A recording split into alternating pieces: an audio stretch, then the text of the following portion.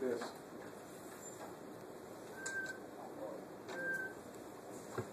Or false. The optic disc is the what?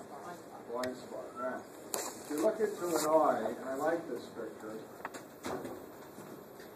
see coming in is an artery, you will see it red and coming out of the vein, and the retina has a hell of a big blood. Why? And you were in med school and they asked you this question. You have an ill patient, you don't know what's wrong with her or him. What would you like to examine? If you had one part of the body to examine, what would you examine? Yeah. And the answer is not the heart, not the lungs, but the eye. A good doctor can look in your eye and instantly tell from the size and disruption of these blood vessels whether you have high blood pressure. They can also tell if you have diabetes. Tell about a half a dozen other diseases. Really amazing. If you're really good, you can just look in the eye, and it literally is the window of your soul. You really see everything in the eye. So now we're going to go to what you don't have to know. Gee, students love that. What don't I have to know? I'm not going to test you on the external eye muscles. Remember these last term? Inferior rectus, and you have the obliques. You all have that last term when you studied cranial nerves. I'm not going to test you on it because you should have learned it when you studied the cranial nerves, right? The abducens, the cochlea, the oculomotor, and they move your eyeballs. That's good. I'm always happy.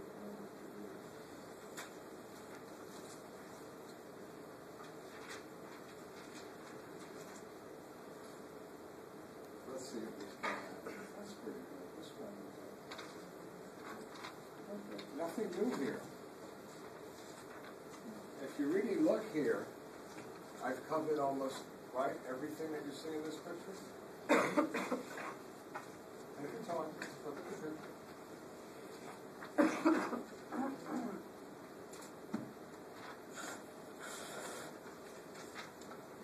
Okay.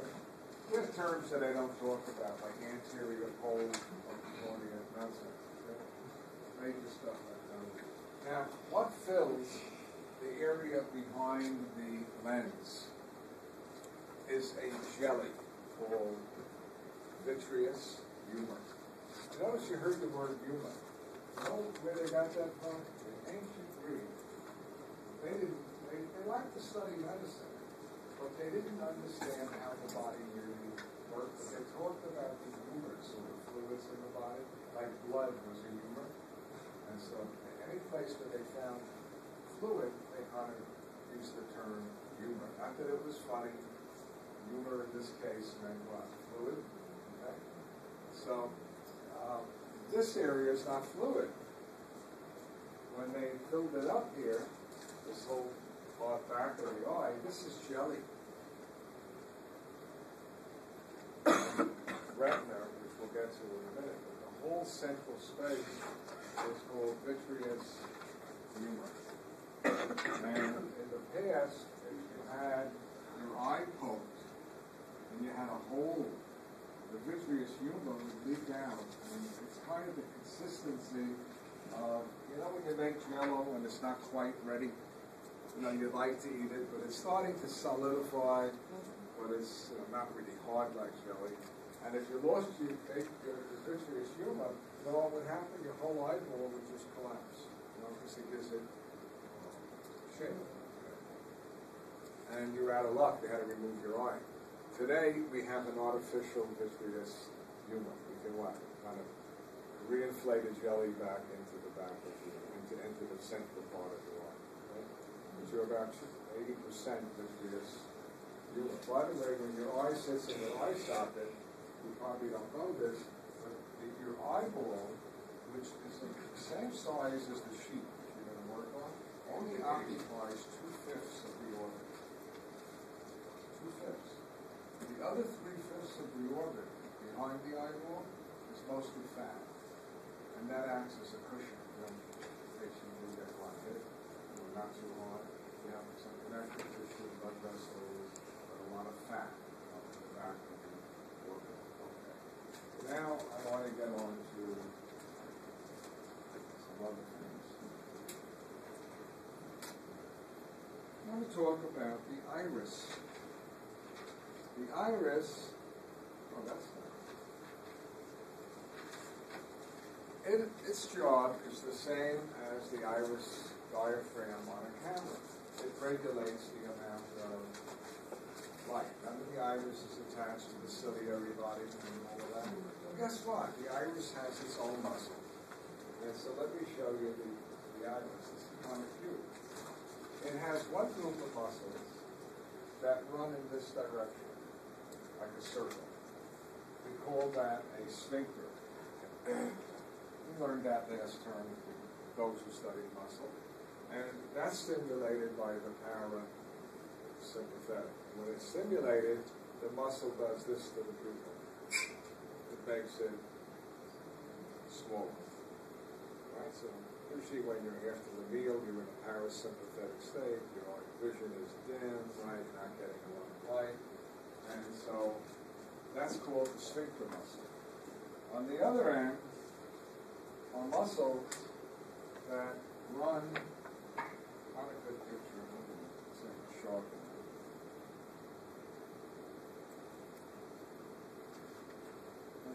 Not good.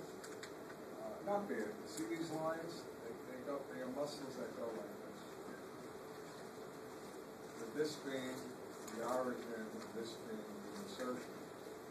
So when these muscles contract, they pull the pupil, they make the pupil much larger. It pulls the iris where? Outward. And those are called radial muscles. Right? These are called radial. They look like the radius of the circle. And they're controlled by the sympathetic. So when you're in a sympathetic state, it makes sense. Fight or flight, you want to what? See more around you. You want your pupils what? Fully open. So in the sympathetic state, the radial muscles get stimulated. They what? Pull and make your pupil bigger. Parasympathetic state is a sphincter, and when they contract, it makes your pupil small. Okay?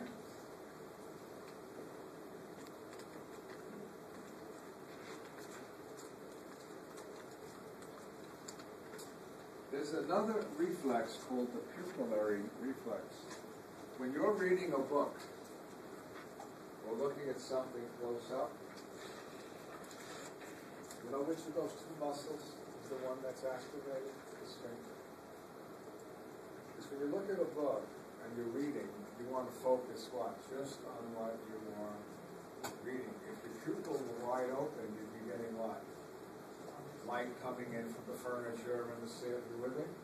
So there's a normal reflex. When you sit down and start to read, number one, you have accommodation, which means your lens is going to get what?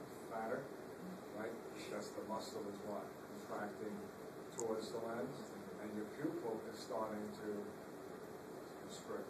Okay? And that's what makes reading possible. Or doing anything that's what? Fine. If you're doing something, you're working on a watch, you don't want what? Light coming in and all sorts of things. Make sense?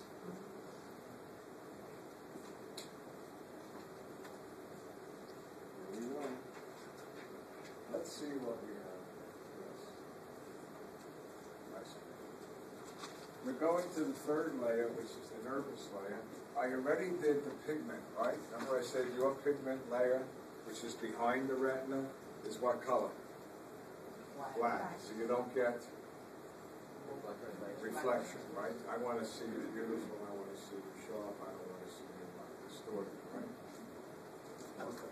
So what are the types of cells that you have in the retina? And here's the good news.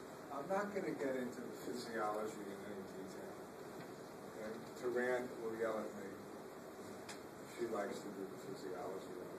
You know what my fear is? I would like to do it, but if I get into too much detail, I'm afraid that I won't finish the term's work because we have another storm. snow days are my enemy. So I gotta stop and tell you that.